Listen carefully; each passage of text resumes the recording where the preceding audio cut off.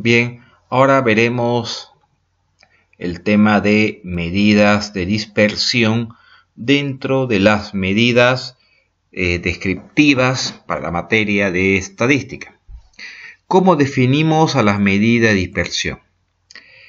Estas medidas de dispersión permiten calcular la representatividad que tiene una medida de posición, para lo cual será preciso cuantificar la distancia de cada uno de los valores que pertenecen a la distribución respecto a dicha medida, a la medida que estamos usando en referencia. A tal distancia es a lo que en términos estadísticos denominamos la variabilidad o la dispersión de la distribución. Las medidas de dispersión tienen como la finalidad de estudiar hasta qué punto para una determinada distribución de frecuencia las medidas de tendencia central o de posición son representativas como síntesis de toda la información de la distribución. Y por último, mide la representatividad de una medida de posición, que equivale a cuantificar la separación de los valores de la distribución respecto a dicha medida. Ok, en palabras más sencillas, lo que hacen las medidas de dispersión es analizar la variabilidad, la dispersión, el grado de heterogeneidad que tienen las medidas usadas, las medidas de tendencia central. Nosotros, para comparar una medida o analizar la variabilidad de una medida, usamos un punto de referencia. Ese punto de referencia puede ser la media aritmética, puede ser la mediana o puede ser la moda.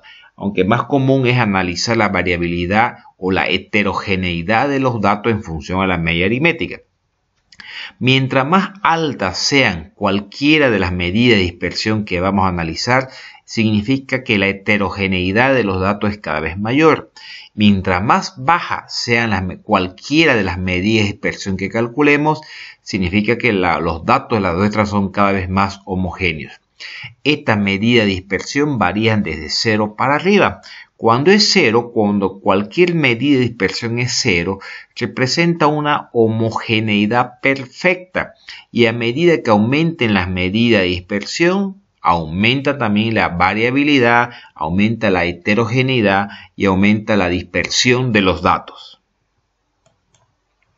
Bien, la primera medida de dispersión que vamos a analizar se la conoce como amplitud o rango, y se la define como la diferencia que existe entre el valor máximo y mínimo de los valores del conjunto de datos. Es donde están comprendidos el 100% de todos los valores de la muestra.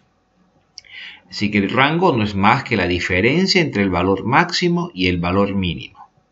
Esta medida, si ustedes recuerdan, la hemos utilizado ya en la elaboración de las tablas de distribución de frecuencia.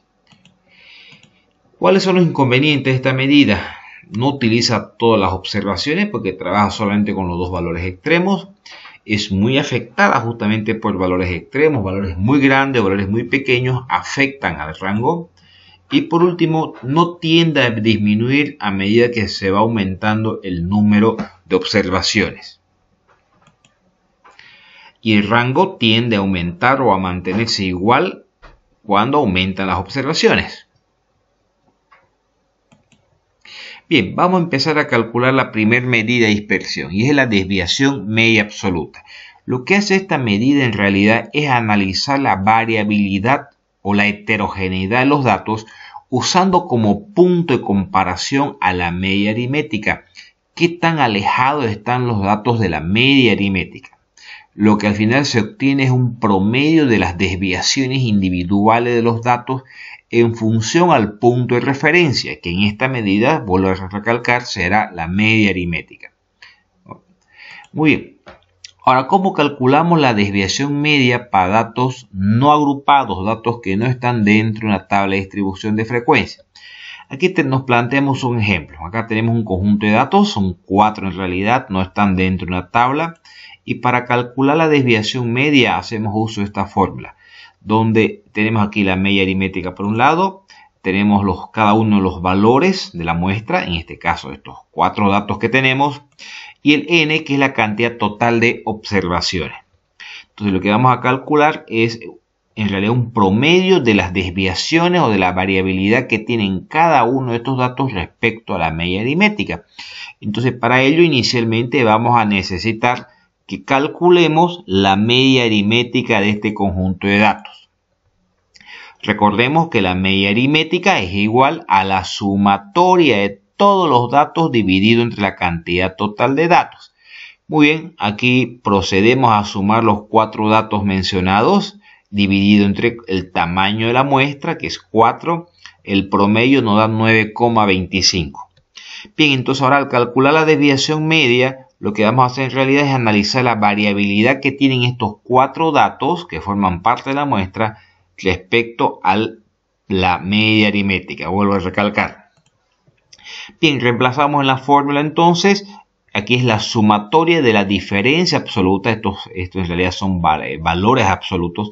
La diferencia de los valores, la sumatoria, perdón, de la diferencia de los valores absolutos de cada uno de los datos respecto a la media aritmética. Veamos que el primer dato es 7. Entonces 7 menos 9,25. El siguiente es 10 menos 9,25. El tercer dato es 6 menos 9,25 y el cuarto dato es 14 menos 9,25, ¿no? Donde 9,25 es la media aritmética. Cada uno de estas diferencias salen positivas porque están dentro de valor absoluto. Eso dividido entre 4 nos da 2,75. ¿Cómo interpretamos esta medida? Nos está diciendo en realidad que cada uno de estos 4 datos que forman parte de la muestra se encuentran desviados en promedio 2,75 unidades. Y acá es importante recalcar que mientras más alto sea esta desviación media, significa mayor heterogeneidad, mayor variabilidad de los datos. Si aquí todos estos datos hubieran sido iguales, esta desviación media hubiera salido 0, lo que nos estaría indicando una homogeneidad perfecta. Bien, pero para datos agrupados, datos que están dentro de una tabla de frecuencia, esta es la fórmula que utilizamos para calcular la desviación media, donde vamos a trabajar con la marca de clases, los valores que nos va a permitir calcular en realidad la media aritmética, el n, la cantidad total de observaciones, la media aritmética como les mencionaba. Bueno, y además aquí vamos a necesitar la frecuencia absoluta. Bien, vamos a poner un ejemplo. Se encuesta un conjunto de 28 personas preguntándoles la edad que tienen. Aquí tenemos ya la tabla elaborada. Son 5 intervalos. Tenemos la columna de frecuencia absoluta. Recordemos que la sumatoria de la frecuencia absoluta nos da el total de datos. Tenemos la marca de clases. Recordemos que la marca de clases es el punto medio de clase, ¿no? Y se obtiene sumando los límites dividido entre 2. Y hemos generado una vez, porque vamos a necesitar la media aritmética, hemos generado el producto de la frecuencia absoluta por la marca de clase. ¿Sí? Estas dos columnas. Y hemos generado la sumatoria total de la columna de frecuencia absoluta por marca de clase. Muy bien. Como les mencionaba, necesitamos conocer la media aritmética, que es el punto que vamos a usar de referencia, el punto sobre el cual vamos a analizar la variabilidad. Recordemos que la media aritmética es la sumatoria de la frecuencia absoluta por la marca de clase, que aquí ya lo hemos obtenido, que es 1586, dividido entre el n, recordemos que son 28 datos, que es la sumatoria de la columna de frecuencia absoluta, y el promedio es 56,64. Lo que nos interesa aquí analizar entonces estos 28 datos, cómo está la desviación, cuál es el promedio de sus desviaciones respecto al promedio. Mientras más alto sea esa desviación, significa mayor variabilidad. Muy bien, acá tenemos nuevamente la tabla, solo que aquí vamos a calcular, fíjense que en la fórmula de la desviación media necesitamos la diferencia absoluta, dice, entre la marca de clases menos la media aritmética por la frecuencia absoluta.